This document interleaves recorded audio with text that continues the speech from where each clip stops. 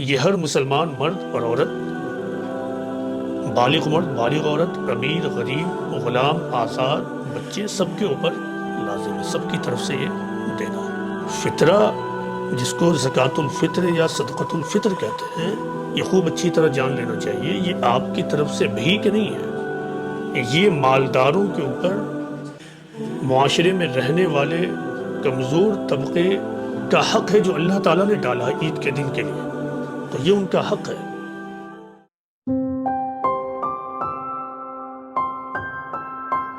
دوسری چیز وہ ہے جس کو صدقۃ الفطرہ کہتے ہیں، تو یہ رمضان کے روزے کے ختم ہونے کے بعد ایک مسلمان کے اوپر لازم ہے اور فرض ہے۔ اس کو زکوٰۃ الفطرہ بھی کہتے ہیں۔ فطرہ سے مراد فطرت ہے، یعنی نیچر، طبیعت، خلقت۔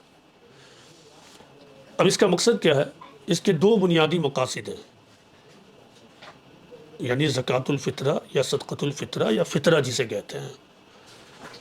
تو اس کے دو بنیادی مقاصد ہیں۔ ایک، تزکیہ نفس، رمضان کے مہینے میں روزہ رکھنے کے درمیان روزے کے اعمال میں جو کمیاں رہ گئی ہوں، اس سے کوئی اگر بےہودہ باتیں ہو گئی ہوں، رفث ہو گیا ہو، کچھ بھی گڑبڑی ہو گئی ہو، تو اس کو کمپنسیٹ کرنے کے لیے اس رقم کو نکالنے کا حکم ہے، تاکہ وہ نکالے اس احساس کے ساتھ کہ میرے اندر اگر کوئی کمی ہے، میرے اندر کوئی اگر کمی ہے تو اللہ تعالیٰ اس کو دور کر دے، اس کو معاف کر دے۔ دور کرنے کا مطلب معاف کر دے۔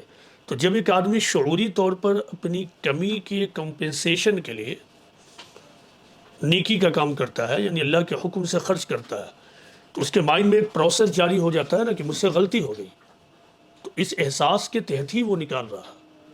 کہا جاتا ہے کہ نیکی برائیوں کو دھوتی ہے، تو یہ وہی عمل ہے۔ تو ایک مقصد یہ ہے۔ دوسرا مقصد یہ ہے کہ ایک ایسا معاشرہ جہاں مسلمان رہتے ہیں تو وہاں کوئی بھی شخص عید کی خوشی سے باہر نہ رہ جائے، اس معاشرے کا ایک ایک فرد عید کی خوشی میں شامل ہو جائے۔ ایک طرف اگر خوشحال لوگ عید کے دن خوب کھا پی رہے ہیں تو دوسرے لوگ کھانے پینے کے لیے ان کے گھر پر جا کر ہاتھ نہ پھیلائیں، تو یہ اس کا مقصد ہے۔ اب سوال یہ ہے کہ کیا اس کے لیے نصاب کا ہونا لازم ہے، یعنی جو زکوٰۃ کی نصاب ہے؟ تو اس میں بحثیں موجود ہیں فقہا کے ہاں، لیکن حقیقت یہ ہے کہ جو ابن عمر رضی اللہ عنہ کی حدیث ہے، اس سے یہ بات واضح ہے کہ پیغمبر اسلام نے صدقۃ الفطر کو فرض کیا ہے ہر مسلم کے اوپر، خواہ وہ غلام ہو یا آزاد، امیر ہو یا غریب، مرد ہو یا عورت، ہر ایک کے اوپر یہ فرض ہے۔ اب سوال یہ ہے کہ یہ کون لوگ ادا کریں گے؟ نصاب نہیں تو پھر کیا ہے؟ تو ہر وہ شخص جس کے پاس عید کی شام کو، یعنی چاند نکلنے، روزہ ختم ہو گیا تو عید کی شب شروع ہوگی، تو عید کی شب کو اپنے کھانے پینے کے علاوہ زائد موجود ہے تو پھر ان کے اوپر صدقۃ الفطر واجب ہے، فرض ہے۔ فرض اور واجب کی بحثیں بھی غیر ضروری ہیں، آپ اس کو فرض سمجھیں، واجب سمجھیں، یہ مینڈیٹری ہے، آپ کو دینا ہے گھر کے ہر ایک فرد کی طرف سے۔ صرف وہ بچہ جو ابھی ماں کے پیٹ میں ہے اس کی طرف سے فطرہ نہیں، اس کے علاوہ ہر وہ شخص، ہر وہ انسان جو اس زمین پر آ چکا ہے اس کی طرف سے فطرہ دیا جائے گا۔ یہ دو چیز ہوئی۔ تیسری چیز یہ ہے کہ کیا بیوی بھی فطرہ نکالے گی؟ تو ہاں، بیوی بھی فطرہ نکالے گی۔ بیوی اگر شوہر کے ماتحت رہتی ہے تو شوہر پر یہ لازم ہے کہ وہ اپنی بیوی اور اپنے بچوں کی طرف سے بھی فطرہ نکالیں گے۔ اب صدقۃ الفطر کی مقدار کیا ہے، یعنی وہ کتنا دینا ہے؟ تو روایتوں سے یہ معلوم ہوتا ہے کہ سب سے پہلے یہ سمجھنا چاہیے کہ یہ کس نیت سے آدمی دیتا ہے۔ تو وہ یہ ہے کہ ایک شخص کے دن بھر کے کھانے کا بندوبست ہو۔ رسول اللہ کے زمانے میں عام طور سے یہ غذا کے روپ میں دیا جاتا تھا۔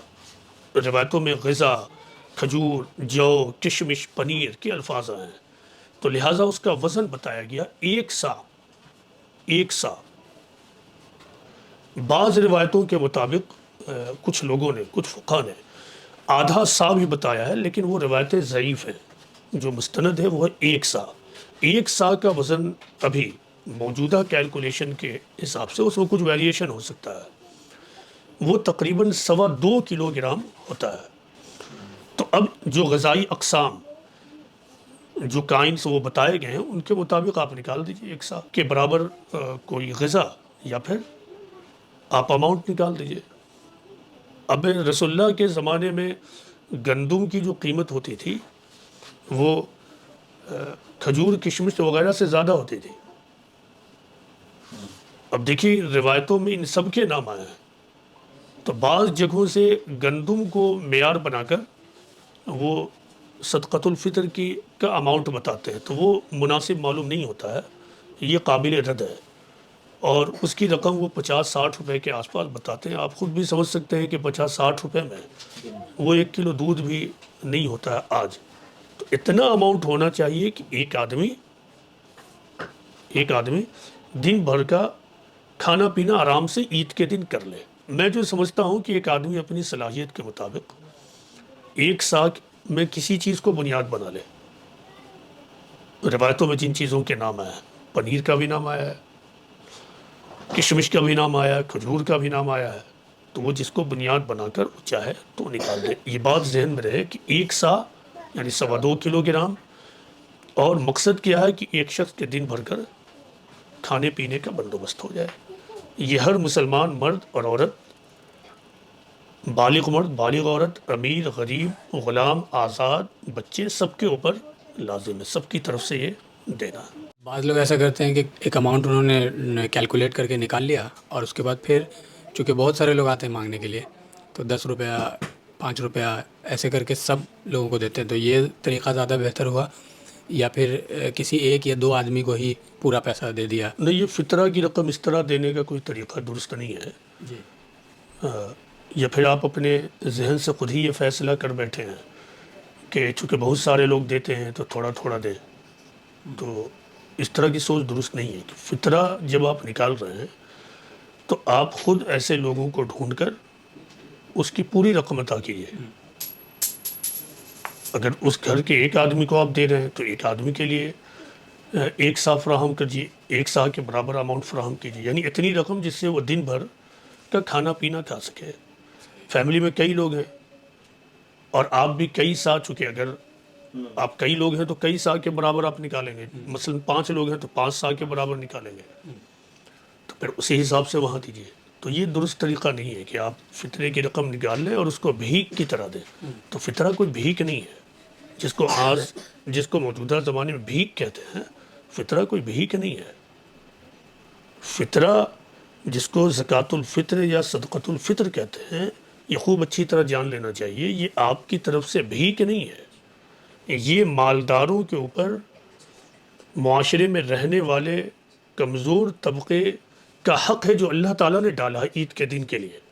تو یہ ان کا حق ہے جو مالداروں کے اوپر ہے کہ وہ اس کو ادا کریں، اور ادائیگی میں ایک بات اور ذہن میں رکھیے کہ ادائیگی کی شرط ہے کہ عید کی نماز سے پہلے وہ ادا ہو جانا چاہیے۔ آپ غور کیجئے کہ کتنا زیادہ اس پر حکم ہے، کس طرح دینا ہے، کیسے دینا ہے، کون لوگ حقدار ہیں، اور پھر یہ کہ کب تک اس کی ادائیگی ہو جانی چاہیے۔ آپ یہ سمجھیں کہ اس ایک طرف جیسا کہ میں نے عرض کیا کہ زکوٰۃ الفطر یا صدقۃ الفطر جسے آپ فطرہ بھی کہتے ہیں، تو فطرے کا ایک مقصد ہے خود انسان اپنے نفس کو پاکیزہ کرے، اپنی طبیعت کو پاک کرے۔ روزے کا مقصد ہے تقوی، پرہیزگارانہ زندگی کا حصول، لیکن اسے اس میں کوئی کمی محسوس ہو رہی ہے تو وہ اس کو پاک کرے، اس مقصد کے تحت وہ نکالے۔ اور دوسرا مقصد کیا ہے کہ معاشرے میں رہنے والے لوگوں کی مدد ہو جائے، وہ بھی عید کی خوشی میں شامل ہو جائیں۔ تو اس کا مقصد ہی ہے اپنی پاکیزگی اختیار کرنا۔ تو اپنی پاکیزگی کا مطلب یہ ہے کہ روزہ اور رمضان کے مہینے کو شہر المواسات بھی کہا گیا، the month of sympathy, compassion۔ تو فطرہ کے ذریعہ یہ سینس باضابطہ پیدا کیا جا رہا ہے۔ پہلے اگر نصیحت کے روپ میں تھا تو اب یہ کمپلشن ہو گیا کہ کمزور لوگوں کے لیے اتنا تو نکال ہی دینا ہوگا۔ ایک طرف زکوٰۃ ہے جو سال میں ایک بار نکالنا، دوسری طرف یہ فطرہ ہے۔ تو یہ مقصد ہے، یہ کوئی بھیک نہیں ہے، اس کو خوب اچھی طرح ذہن میں رکھنا چاہیے۔